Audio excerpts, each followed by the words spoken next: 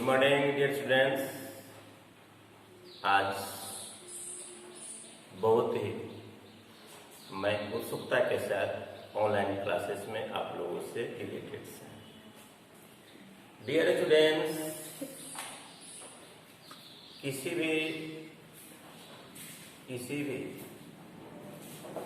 उपलब्धि का अगर हम लगातार यूज करते हैं तो उसको सामान्य स्तर पर ला देते हैं, यह सबको पता है। लेकिन उसके कॉन्सेप्ट के संदर्भ में कम ही लोग सोचते हैं।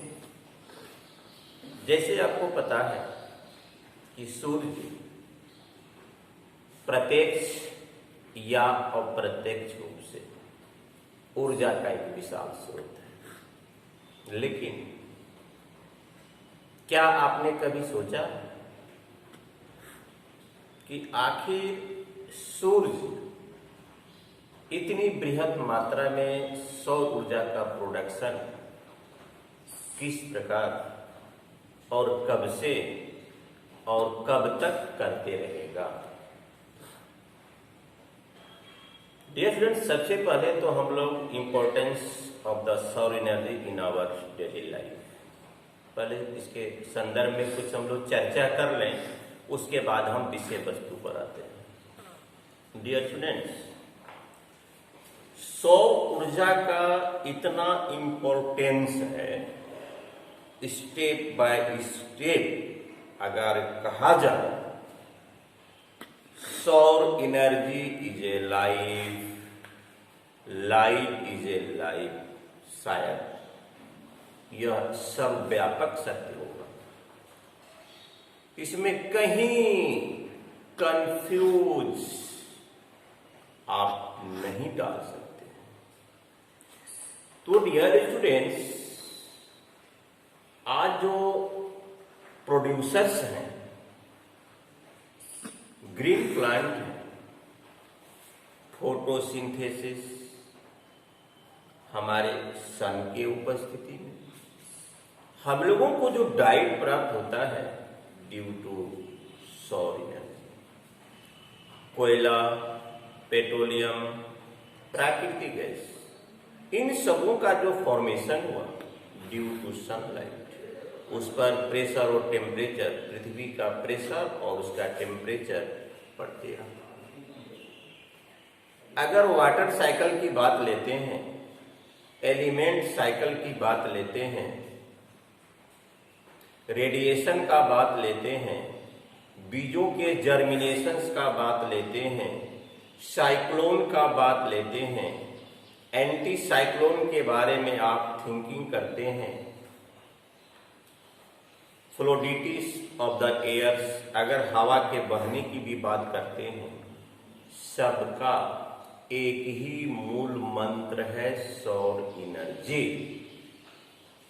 सूर्य ने जितना भी ऊर्जा का प्रोडक्शन करता है उसका 1/3 पार्ट इंफ्रारेड होता है, माने अवरक्त प्रकाश, जिसकी उपलब्धि, जिसका यूटिलाइजेशन हमारे इस दैनिक जीवन में व्यापक स्तर पर होता है। शायद सौर ऊर्जा के अभाव में हम अपने जीवन की कल्पना तक भी नहीं कर सकते हैं। सौर ऊर्जा के अभाव में हम अपने जीवन तक की कल्पना तक नहीं कर सकते। डियर स्टूडेंट्स, इसके उपलब्धि के बारे में जितना भी चर्चा किया जाएगा वह शायद ही कम होगा। डियर स्टूडेंट्स, ये सूर्य 8 अरब वर्ष पूर्व से 8 अरब वर्ष पूर्व से दीप्तमान है। 8 अरब वर्ष पूर्व से दीप्तमान है और इसकी आयु और नियर अबाउट 4-5 अरब वर्ष मानी गई है। तो आखिर आज हम लोग इसका ट्रेडिशनल पैमाने पर चर्चा करें कि आखिर सूर्य जो सौर ऊर्जा देता है वह किस प्रकार देता है। किसी ने इस संदर्भ में सोचने से पैदल हो चुका है, इसलिए कि जनरल आम यूजेज है। डियर स्टूडेंट्स, शुरू में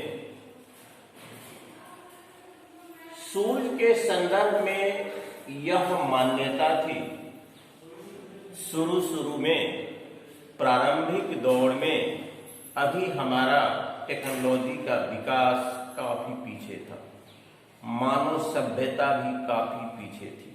उस समय यह मान्यता थी कि सूर्य कोयले का विशाल पिंड है, वही कोयला जलता है तो सूर्य इतनी भारी मात्रा में एनर्जी को प्रोड्यूस करता है।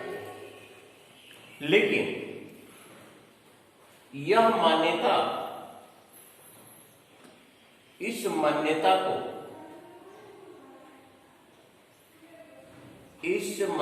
को कब डाउटफुल के सरकमफ्रेंस में लाया गया, जब यह अनुमान किया गया कि सूर्य का वजन 10⁻⁹ टन है। तो डियर स्टूडेंट्स, 10⁻⁹ टन कोयले के ढेर में अगर आग लगा देते हैं तो वह मात्र 5000 वर्षों में जलकर राख का ढेर बनाएगा, जबकि सूर्य 8 अरब वर्ष पूर्व से उसी रूप में दीप्तमान है जिस रूप में आज है। इस नियम का तिरस्कार कर दिया गया। तब सेकेंड फेज में लोगों की यह मान्यता हुई कि सूर्य हाइड्रोजन गैस का गोला है, हाइड्रोजन गैस जलता है और सूर्य इतनी बृहद मात्रा में सौर ऊर्जा का प्रोडक्शन करता है।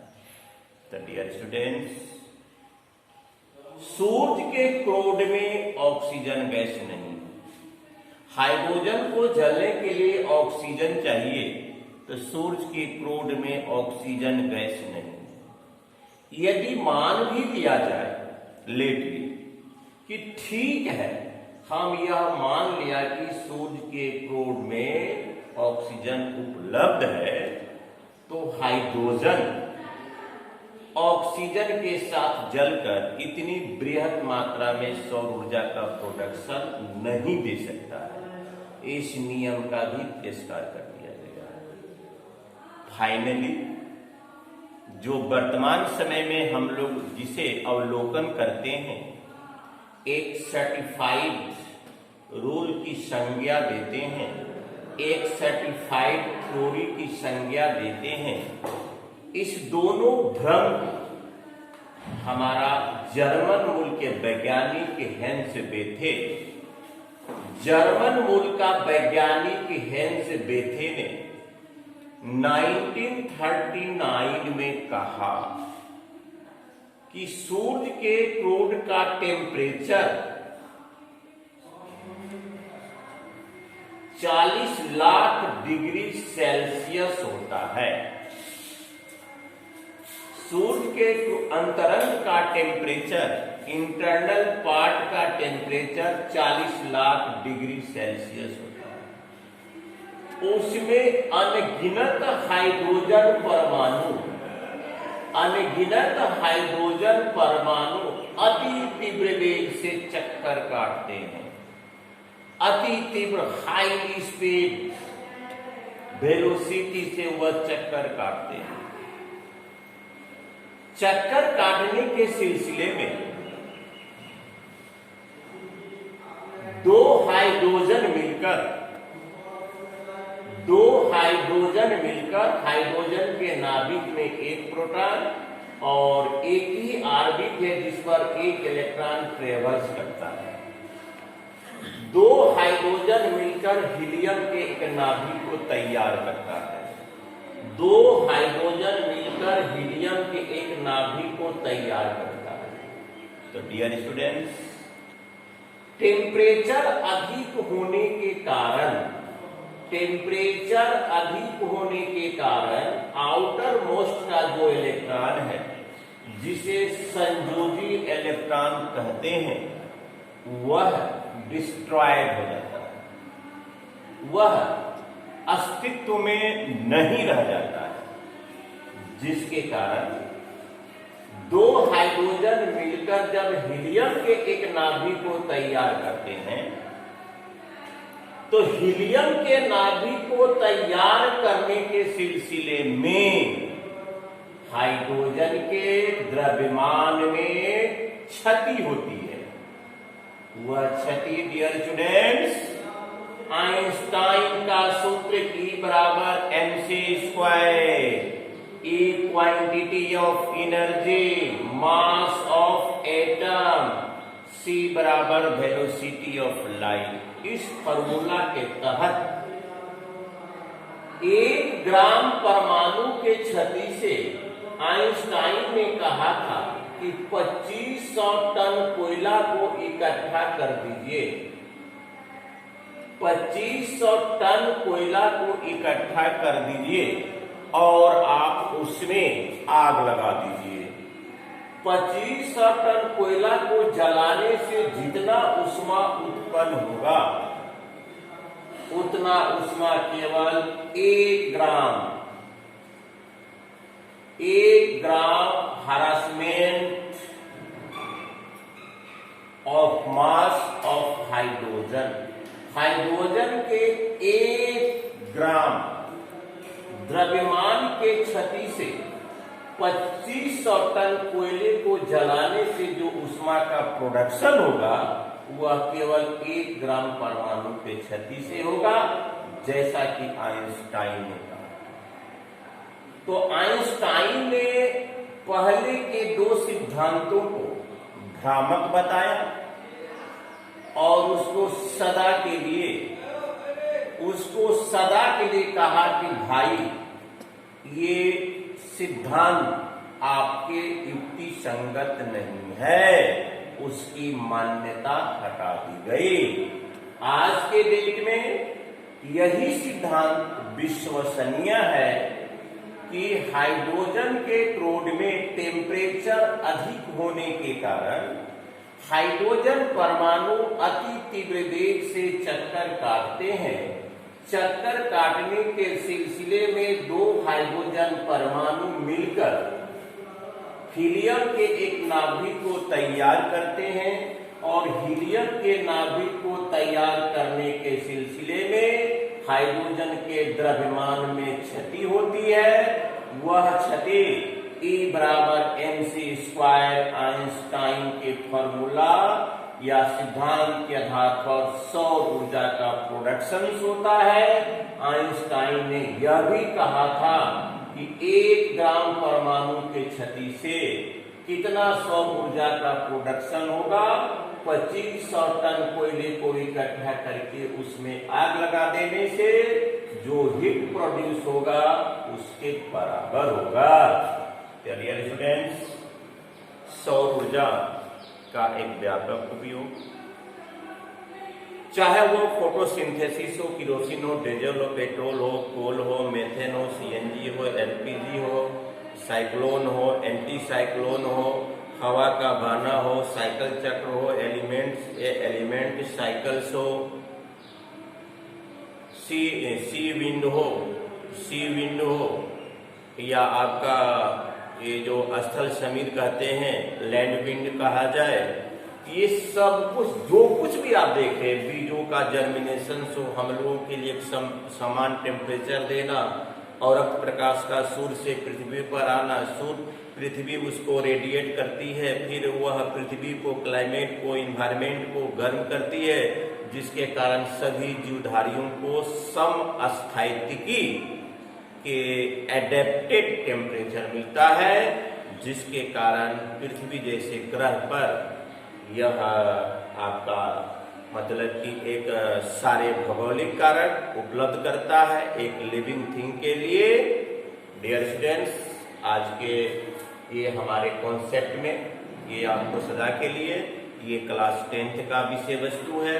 इसके साथ साथ आप ये जानकारी आपको हासिल इसलिए मैंने करवाया कि हम लोग डेली सूर्य को अस्त और उदय होते हुए देखते हैं, लेकिन चूंकि डेली किसी भी चीज का यूटिलाइजेशन करने के बाद वह नॉर्मल वे में हो जाता है, उसके इवेंट के बारे में सोचने की क्या सवाल है। हाँ, जब वह डिस्टरबेंस करेगा कि अब हम नहीं जलेंगे, इतने दिनों तक जलते आ रहे हैं, तब लोग सोचता है। आवश्यकता आविष्कार की जननी होती है, सबको पता है। तो जब टोटल हाइड्रोजन समाप्त हो जाएंगे तो ये सूरज अग्नि का ज्वाला देना बंद कर देगा। फिर प्रकृति कुछ न कुछ सोर्स बनाएगी। हो सकता है 2 हीलियम मिलकर कार्बन के एलिमेंट को बना दें। ये तो खैर बात की बात है। अभी इस पर हमारे वैज्ञानिक लोग चिंतनशील हैं कि जिस दिन हाइड्रोजन समाप्त हो जाएगा तो सूर्य के आयु पर क्या प्रभाव पड़ेगा। Dear students, thank you very much.